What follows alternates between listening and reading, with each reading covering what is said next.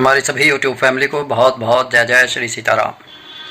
हमारे जीवन में जब भी दुख, कष्ट, परेशानियाँ या कोई समस्या आती है तो हम किसी न किसी देवी देवता को मनाने की कोशिश करते हैं, अपने जीवन में सुधार लाने की कोशिश करते हैं और ज़्यादातर लोग हनुमान जी की शरण में चले जाते हैं। अच्छा, समस्या कैसी भी हो सकती है, वो शारीरिक हो सकती है, मानसिक हो सकती है, आर्थिक भी हो सकती है। और सिर्फ समस्या ही नहीं, कई बार आदमी अपनी कुछ मनोकामनाओं को पूरी करने के लिए भी भगवान की शरण में स्वयं को सौंप देता है। लेकिन ये जो सौंपना है, जिसे कहते हैं ना कि हमने चरणों में भगवान को सौंप दिया, मतलब कि अब वो जो चाहता है वो हो। लेकिन हकीकत ये है कि व्यक्ति सिर्फ ये चाहता है कि जो मैं चाहूँ वो हो। वो भगवान के साथ में एक जिसे कहना चाहिए डील करता है। डील किस तरीके की कि मैं समस्या में हूँ, आप मेरी मदद कीजिए, मैं आपकी इतनी बार हनुमान चालीसा का पाठ करूँगा, मैं इतने दिन तक ब्रह्मचर्य का पालन करूँगा, मैं आपको मोतीचूर के लड्डू चढ़ाऊँगा, मैं इतने दिन मंदिर में आपके पास चक्कर काटूँगा।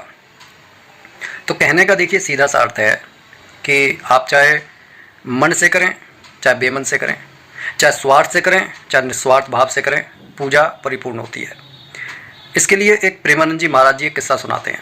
किस्सा कुछ इस तरीके से है कि एक संत थे, अपने किशोरावस्था में ही मतलब उनके अंदर थोड़ा वैराग्य आ गया था, लेकिन वह अपने माता पिता की सेवा करना चाहते थे।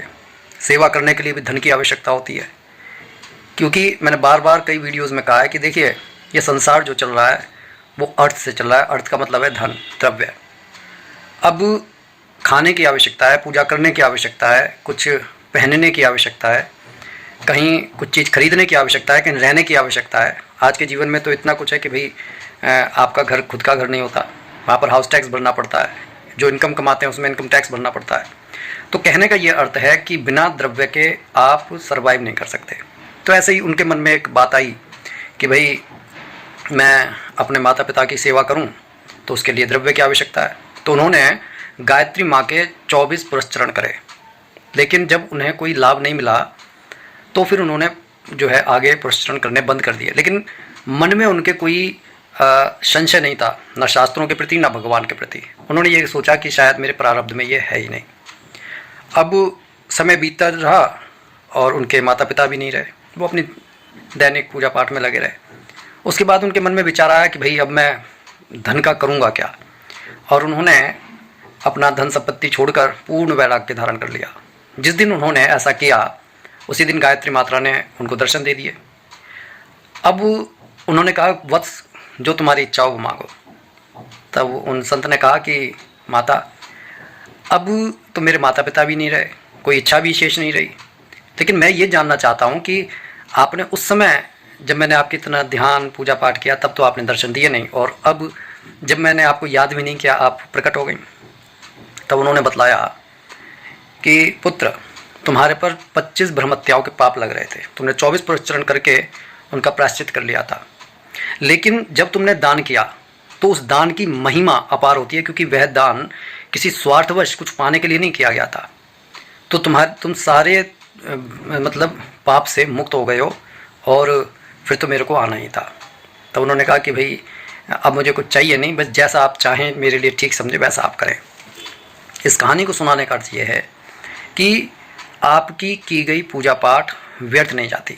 कई बार व्यक्ति जो है मन के अंदर कोई संकल्प लेकर पूजा करता है, उसे पूरी तरीके से जो है रिजल्ट नहीं मिलते तो वह माथा पकड़ लेता है, सर पकड़ लेता है, भगवान को गालियाँ देता है, शास्त्रों में संशय प्रकट करता है। तो ऐसे में होता क्या है कि जो उसकी पूजा पाठ है वो भी निष्फल हो जाती है। लेकिन ऐसा नहीं है कि उसे कुछ फल नहीं मिलेगा, फल जरूर मिलेगा, क्योंकि वहाँ पर जो उसने पूजा पाठ की है, एक तरीके से आपने कोई कमरे को बुहारा है, वहाँ पर झाड़ू पोंछा किया है, तो कुछ ना कुछ पवित्रता आएगी, कुछ ना कुछ वहाँ की हवा शुद्ध होगी, तो कम से कम एक सरलता जीवन में आ जाती है। वहाँ पर कोई पाप के रहने का, पाप को विश्राम करने का जो है अवसर नहीं मिलता। तो जो लोग महाबली हनुमान जी के भक्त हैं वो इस कहानी से सबसे बड़ी सीख ये ले सकते हैं कि जब भी महाबली हनुमान जी की शरण में जाएं कुछ भी विश्वास लेकर जाएं, कुछ भी संकल्प लेकर जाएं, किसी भी संकट में जाएं, किसी भी समस्या में जाएं, तो एक बात ठान लें कि देखिए भगवान की उंगली को नहीं छोड़ना है। भगवान की उंगली को छोड़ने का अर्थ यह है कि आपने संशय प्रकट कर लिया, और संशय प्रकट करने के बाद में फिर इस संसार में कोई मुक्ति का द्वार नहीं है। और सबसे बड़ी चीज़ ये भी है कि जब तक प्रारब्ध के कर्म नहीं कट जाते, जैसे ये कथा कहती है, तब तक हमारे को वो अवसर सुलभ नहीं होंगे जो हमारे भाग्य को बदल सकें। इसलिए भाग्य को बदलने का निरंतर प्रयास करना चाहिए। भाग्य और कर्म एक ही सिक्के के दो पहलू हैं, लेकिन हम जब सिर्फ सब कुछ भाग्य पर छोड़ देते हैं, कर्म करना छोड़ देते हैं, तब भी हम अवसर को चूक जाते हैं। और जो लोग निरंतर कर्म कर रहे हैं, मतलब कुछ, और ये सोच रहे हैं कि नहीं मेरे को कल ही रिजल्ट मिल जाए, कि आज मैंने बीज बोया है और कल कोई पेड़ खड़ा मिले, तो कुछ धैर्य भी रखना पड़ता है।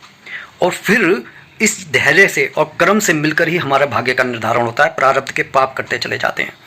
तो कहने का सीधा सा अर्थ है कि जब भी महाबली हनुमान जी की पूजा करें तो आप ये ठान कर करें कि भाई मैं तो अब आपकी शरण में आया हूँ, और ये मेरा संकल्प है, ये मेरे शत्रु हैं, ये मेरी मनोकामना है, ये मेरी समस्या है, और जब तक आप मेरी सुन नहीं लेंगे मैं आपके दरवाजे से, आपके चौखट से हटूंगा नहीं।